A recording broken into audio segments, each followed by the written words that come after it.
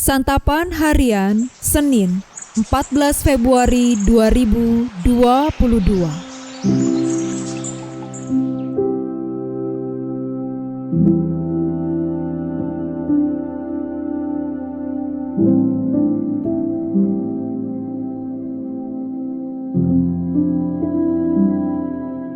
Inilah program Santapan Harian, sebuah program yang mengajak Anda menelusuri isi Alkitab, agar Anda menemukan makna firman Tuhan sesuai dengan konteksnya. Santapan Harian tertuju bagi Anda yang ingin memiliki kehidupan rohani yang segar, kuat, dan sigap.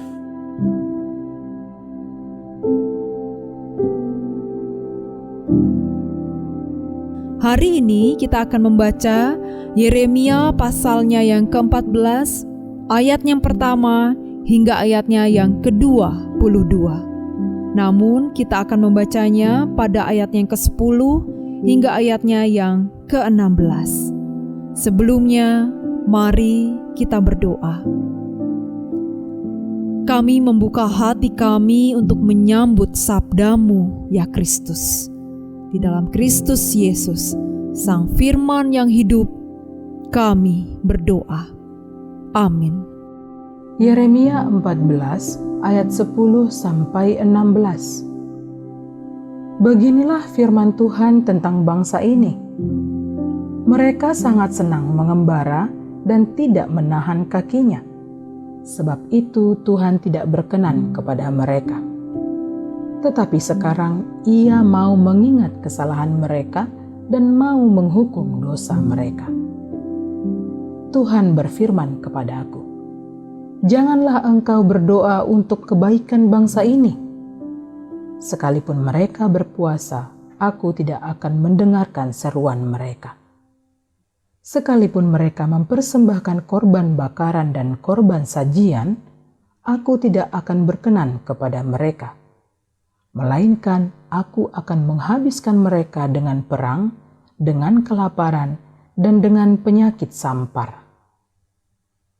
Lalu aku berkata, aduh Tuhan Allah, bukankah para nabi telah berkata kepada mereka, kamu tidak akan mengalami perang dan kelaparan tidak akan menimpa kamu, tetapi aku akan memberikan kepada kamu damai sejahtera yang mantap di tempat ini.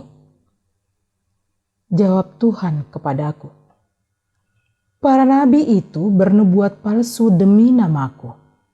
Aku tidak mengutus mereka, tidak memerintahkan mereka, dan tidak berfirman kepada mereka. Mereka menubuatkan kepadamu penglihatan bohong, ramalan kosong, dan tipu rekaan hatinya sendiri. Sebab itu beginilah firman Tuhan mengenai para nabi yang bernubuat demi namaku, padahal aku tidak mengutus mereka, dan yang berkata, perang dan kelaparan tidak akan menimpa negeri ini. Para nabi itu sendiri akan habis mati oleh perang dan kelaparan.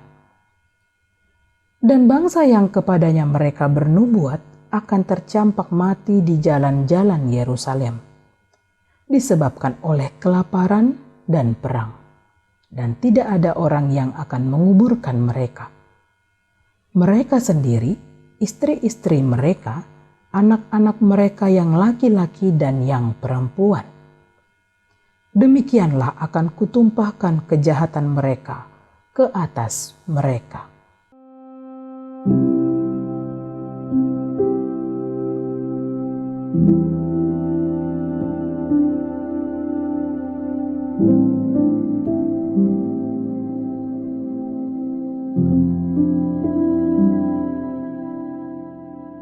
Sahabat Santapan Harian, semua orang membutuhkan air. Ada peribahasa, menabung air hujan untuk bekal di musim kemarau. Peribahasa itu benar karena air merupakan kebutuhan penting bagi manusia, hewan, dan tumbuh-tumbuhan. Tanpa air tidak ada kehidupan. Nas hari ini menggambarkan keadaan musim kering yang terjadi di Yehuda sebagai hukuman Tuhan. Pekerjaan-pekerjaan di ladang terkena dampaknya. Demikian juga hewan di padang dan di hutan. Ketika kesempatan untuk bertobat berakhir, tentu hukuman dan penderitaanlah yang dituai. Dalam ayat pertama hingga ayat ke-7, Yeremia menyampaikan pesan Tuhan tentang hukuman musim kering yang hebat atas Yehuda. Tuhan tidak berkenan, sekalipun ada perkabungan, kesedihan, jeritan, seruan, puasa, dan bahkan persembahan korban. Bahkan Yeremia dilarang berdoa untuk kebaikan umatnya, sebab Allah telah menolak mereka sebagai umatnya. Hal itu menjadi pelajaran penting bagi kita agar hidup selalu berpadanan dengan firman Tuhan dan kehendak-Nya. Jangan sampai Allah tidak berkenan atas hidup, ibadah, dan juga persembahan kita. Di balik hukuman dan penolakan Tuhan atas umat-Nya, ada teladan yang kita dapati dari Yeremia. Ia memperjuangkan agar Tuhan tetap mengasihani umat-Nya dan mengampuni dosa mereka. Berbeda dari para nabi palsu yang memanfaatkan keadaan umat untuk kepentingan pribadi. Mereka mengerjakan kepalsuan semata. Mereka justru melestarikan dosa. Akhirnya, mereka menuai hukuman dan penderitaan, baik untuk dirinya maupun keluarganya. Nas hari ini menasihati kita supaya mewartakan firman Tuhan dengan benar dan tepat. Pengalaman bangsa Yehuda tidak jauh berbeda dari kita sekarang. Berbagai peristiwa alam dan penyakit yang melanda seharusnya membuat kita berubah dan hidup sesuai dengan kehendak Tuhan.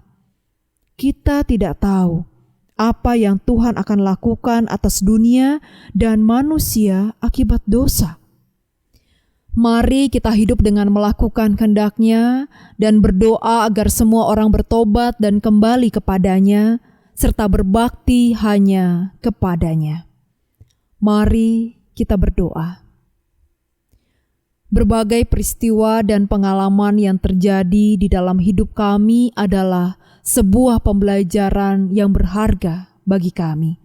Dan semua itu adalah baik. Namun satu hal yang kami tahu adalah Engkau selalu ada untuk kami, ya Allah. Kesetiaan-Mu kepada kami tak pernah berakhir. Terima kasih, karena Engkau telah menuntun dan selalu ada untuk memandu kami. Kini kami akan senantiasa dekat dan melakukan semua kehendak-Mu. Di dalam kasih-Mu, ya Kristus, kami berserah. Amin.